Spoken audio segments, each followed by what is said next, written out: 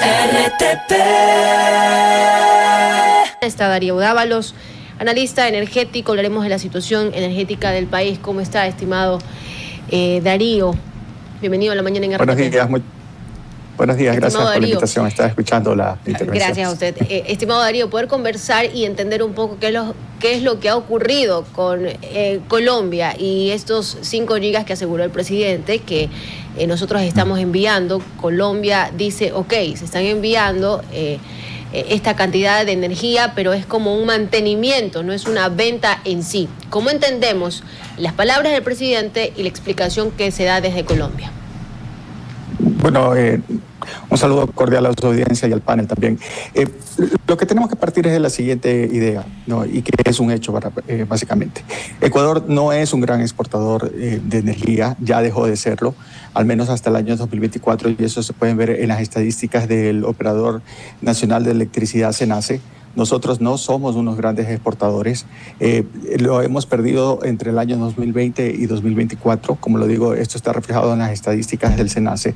Y lo que tenemos en este caso son actividades que se dan efectivamente en estos periodos que son de existen mayores lluvias.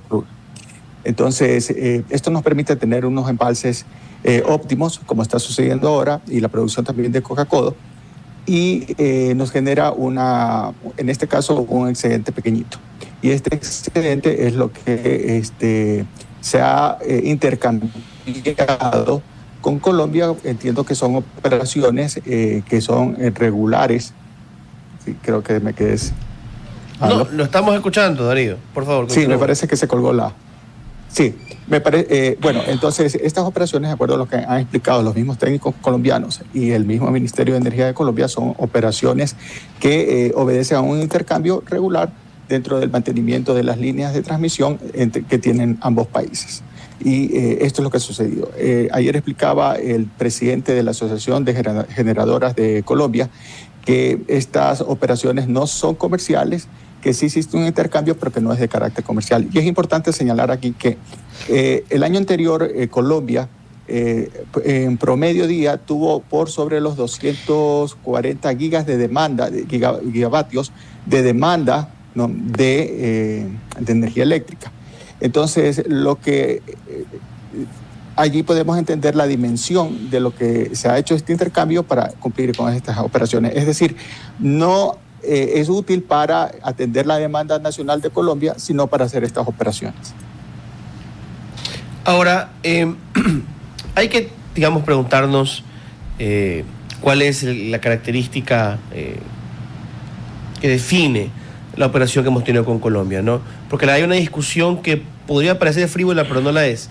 ¿Se ha vendido o no se ha vendido? Hemos recibido un pago por las transferencias de energía a Colombia que entendemos que son para evitar que haya excedentes en nuestro sistema y para mantener el funcionamiento de las líneas de transmisión, pero ¿se ha por lo menos recibido algo por parte de nosotros? ¿Cuál es el trámite para que Colombia los recepte o no hay trámite alguno? Bueno, de acuerdo a las explicaciones que se han dado de lado y lado, como decía, estas operaciones son de alguna manera rutinarias cuando los sistemas necesitan este tipo de mantenimientos. Está descartado que haya sido para atender la demanda de Colombia, acabo de dar las cifras, está descartado que nosotros somos unos grandes exportadores de energía. Entonces, y también Colombia sostiene que son operaciones no comerciales.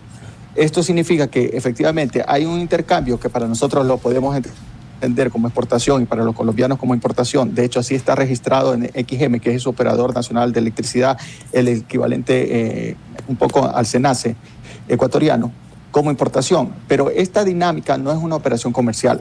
Entonces, se entendería que no habría una facturación. Una exportación que no es venta. Ya concretos. Okay. Se entendería. Ahora, pero esto es de acuerdo a las versiones que están dando. El ente oficial es el Ministerio de Energía quien debería puntualizar si efectivamente se está facturando o no se está facturando, ¿sí? Apoyado por informes de Bueno, también tienen, digamos, todo el incentivo del mundo para hacernos quedar mal. Ya se pasaron de listos una vez respondiendo hasta el 11 de febrero al requerimiento de información de una periodista, ¿no? Porque las transferencias de electricidad, de energía, empezaron después del 11 de febrero. Pero en todo caso, así también pasa con las vocerías de los ministerios en cualquier parte del mundo, ¿no?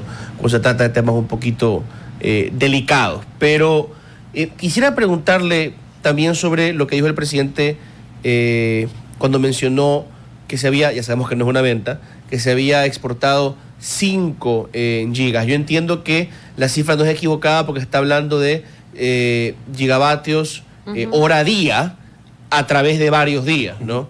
Entonces, ¿es correcto haber usado ese número? Bueno, hubo una confusión ahí de los términos, pero más allá de eso, me parece que la pregunta debería ser si efectivamente tenemos las condiciones para superar las crisis que se nos puedan venir en el futuro. Entonces, en el plano de infraestructura, el gobierno ha hecho una serie de declaraciones, que está haciendo inversiones, que va a comprar una serie de motores, etcétera, etcétera. Pero a mí me parecería que hay un punto crucial aquí, que es la oportunidad que nosotros tenemos en este momento para que podamos explorar la posibilidad de que tengamos una renegociación, una negociación de las tarifas con las cuales nos vende la energía Colombia. Sí, estas tarifas se dispararon entre los años 2023 y 2024.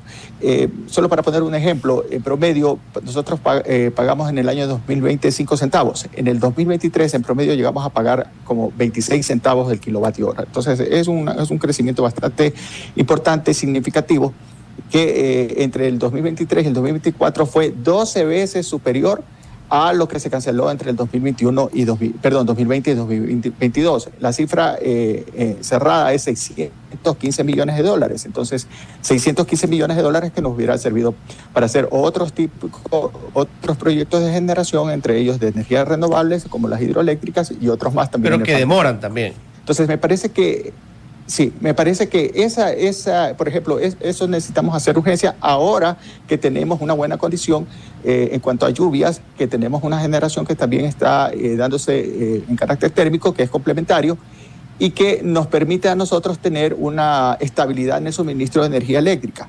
Otra cosa es cuando nosotros entramos a un periodo de déficit de generación y tenemos que sujetarnos a cualquier boya para no ahogarnos con apagones.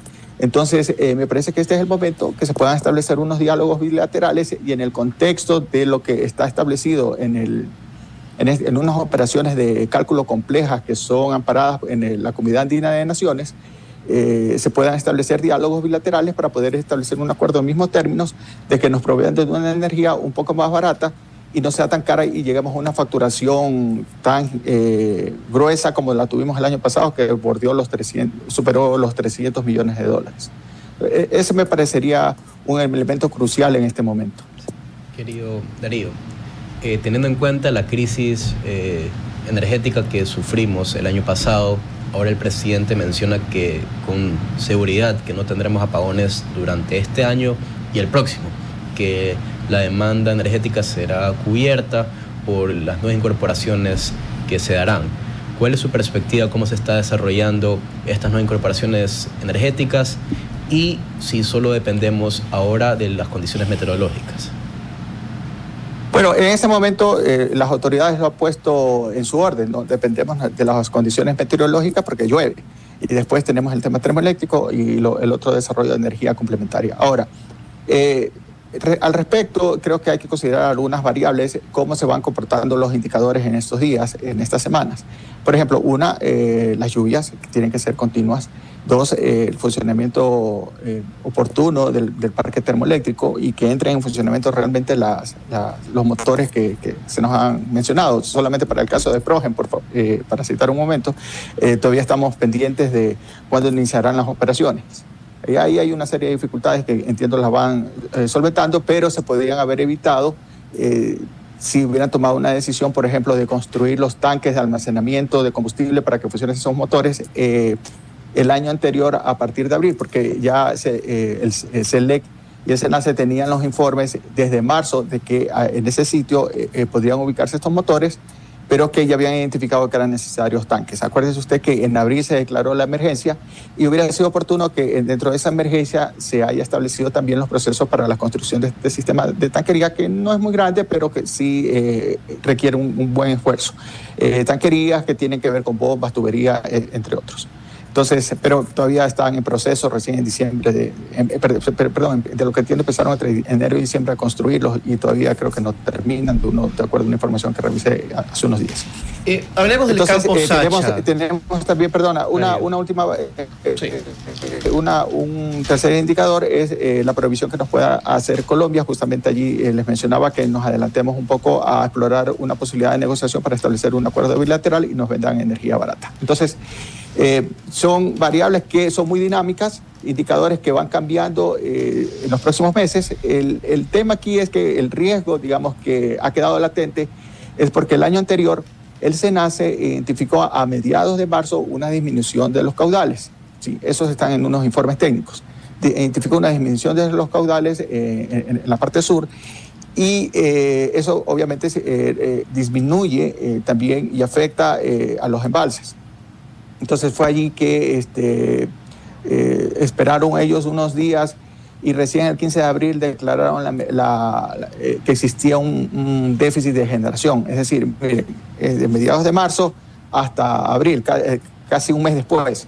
Entonces esperemos que esta vez no suceda eso y que la información fluya de una mejor manera y también pueda haber una acción inmediata. El día de ayer se publicó un acuerdo ministerial declarando como una prioridad la intervención en el sector, me parece oportuno, y creo que esto también podría jugar a favor de las gestiones que se hagan de manera oportuna para poder tener una respuesta inmediata frente a cualquier circunstancia. Ok. Pasando al tema petrolero, Darío, aquí tengo frente a mí... A tomar el examen. Ajá. No. La página 6 del Universo, pero del lunes 17. El campo Sacha, ¿no? Un tema controvertido. Hay quienes dicen que la concesión es una privatización realmente o que le va a generar perjuicios importantes al Estado. El Universo menciona $1.000 millones. Pero el consorcio que está buscando, esta concesión, conformado por las empresas Amodaini, subsidiaria de Sinopec, y Petrolia Ecuador, filial de la canadiense New Status Energy, ¿verdad? ¿Qué ofrecen? Un pago anticipado por $1.500 millones, inversiones anuales por $1.700 millones y subir la producción a 100.000 barriles. Se establecería que el 80% de la renta se quede en el Estado y el 20% se lo lleven las empresas. A ver, a primera vista esto parecen condiciones bastante buenas para el Estado ecuatoriano. ¿De dónde vienen los cuestionamientos? ¿Qué podría haber aquí que nos podría salir mal? ¿Dónde está la letra chica? Bueno, primero, mira, no he estado siguiendo muy de cerca este tema, he estado más concentrado en los otros, pero sin embargo existen voces efectivamente que son críticas de parte de los trabajadores de la ex Petroamazonas, porque en Petroecuador tú tienes un hecho que se produjo hace unos años, que se unieron las dos empresas. Petroecuador, que era encargada de la comercialización y el transporte y refinación del petróleo, y tenías por otro lado Petroamazonas, que era el encargado de la exploración y producción. Entonces luego cuando se unieron esas dos empresas también se unieron los sindicatos. Entonces puede ver una comunicación, por ejemplo, del sindicato que venía de la empresa cuando no estaban unidas. Ellos en cambio manifiestan un interés por este proceso. En cambio, del otro lado tienes a otros sindicatos que manifiestan que podrían existir inconvenientes. Entonces estas son un poco las posiciones, aparte también revisé un par de cuestiones de una ex gerente de Petroecuador que recientemente, ¿no?, que me mencionaba, que me parece que tiene lógica, que una mayor inversión de parte del Estado que podría cumplirse estas metas. El año pasado sucedió algo también similar, si ustedes recuerdan, con el tema del ITT. En marzo del año pasado también se hizo una presentación en la Asamblea Nacional y se mencionaba allí que de parte de las autoridades de Petroecuador que se requería una inversión de alrededor de $100 millones de para poder compensar esta salida del ITT, de la producción del ITT. Sin embargo, allí también se dio a conocer que no hubo la asignación presupuestaria y también en algún momento me parece que fue también en el primer semestre del año anterior, un gerente de Petroecuador mencionó que necesitaba $100 millones para incrementar la producción petrolera. Entonces, pero eso tampoco se dio. Ahora tenemos esta oferta.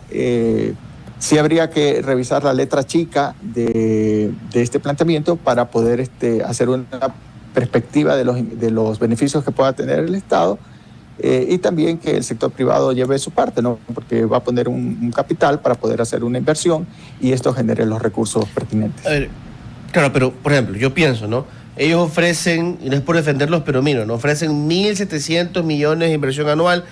Petroecuador, en el presupuesto, nos generó la última vez 453 millones de exportación de derivados, 1.300 millones en general por la explotación de petróleo, pongamos 1.700, 1.800 millones que entre todo, ¿ya? O sea, el resultado final positivo de Petroecuador es el equivalente a lo que esta gente nos ofrece para invertir en el Campo Sacha.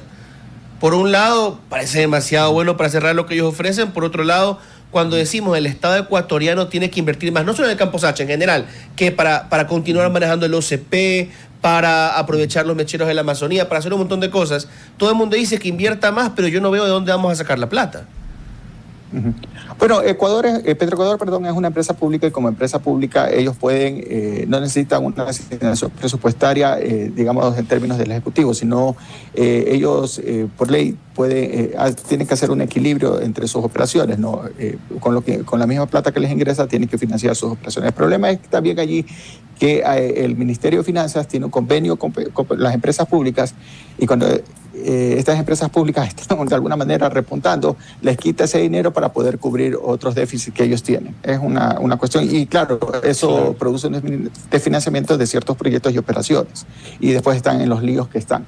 Entonces, si esas son las reglas del juego, como te digo, habría que ver la letra chica de esta propuesta que están haciendo. En el mercado petrolero siempre se habla de grandes volúmenes, tanto de inversión como de rentabilidad, cuando el precio es alto también, sí, porque no toda la vida el precio está arriba del barril de petróleo.